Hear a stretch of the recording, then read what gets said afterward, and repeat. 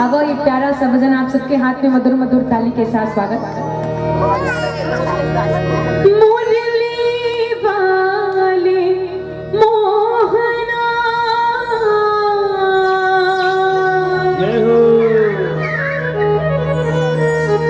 मुरली नेक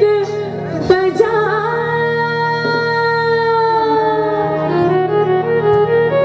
मुरली की धुन राधा रानी सब गोपी झूम जा।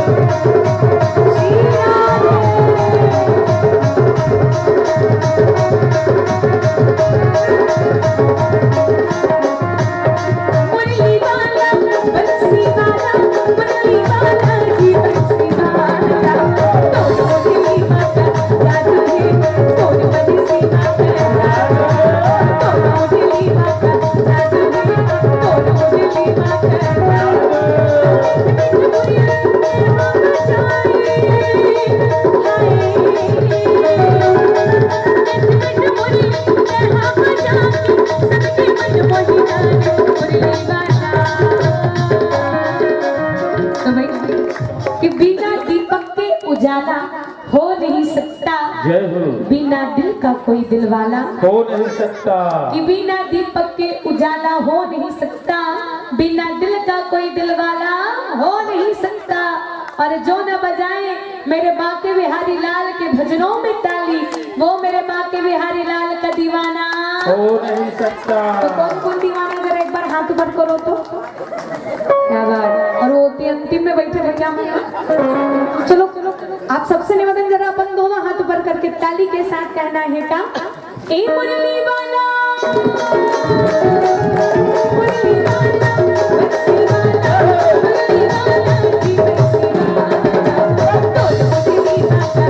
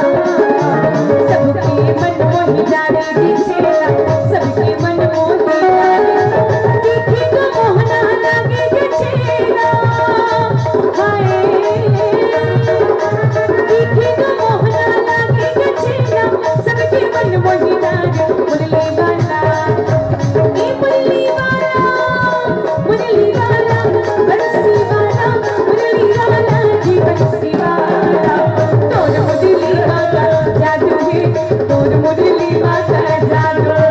तोड़ मुरली वाला जादू में, तोड़ मुरली वाला जादू।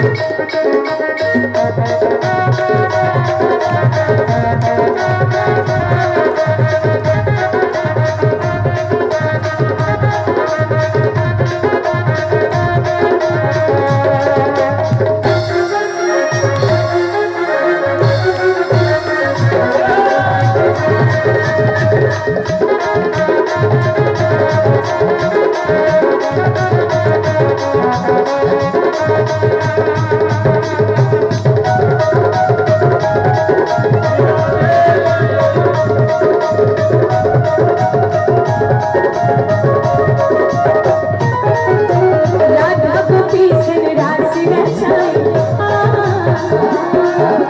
सबके मन मोही डाली जी छेड़ा सबके मन मोही डाली राधा गोपी सन रास रचाई सबके मन मोही डाली जी छेड़ा सबके मन मोही डाली दिखे न मोहना लागे न छेड़ा हाय दिखे न मोहना लागे न छेड़ा सबके मन मोही डाली मुरली वाला मुरली वाला बंसी वाला मुरली वाला बंसी वाला हाय मीठ मीठ मुरली ए मोर गाना सबके मन मोही डाली हाय मीठ मीठ मुरली ए मोर गाना सबके मन मोही डाली हो ला ला ला ला ला ला ला ला ला ला ला ला ला ला हरि राम हरि राम हरि राम जतन कर ले गवैया ओ जाहि तोर बेड़ा हरि राम जतन कर ले गवैया ओ जाहि तोर बेड़ा हो ला ला ला ला ला ला ला ला ला ला ला ला ला ला ला ला हरि राम हरि राम हरि राम जतन कर ले गवैया हो जाहि तोर बेड़ा हरि राम जतन कर ले गवैया हो जाहि तोर बेड़ा हरि राम जतन कर ले गवैया हो जाहि तोर बेड़ा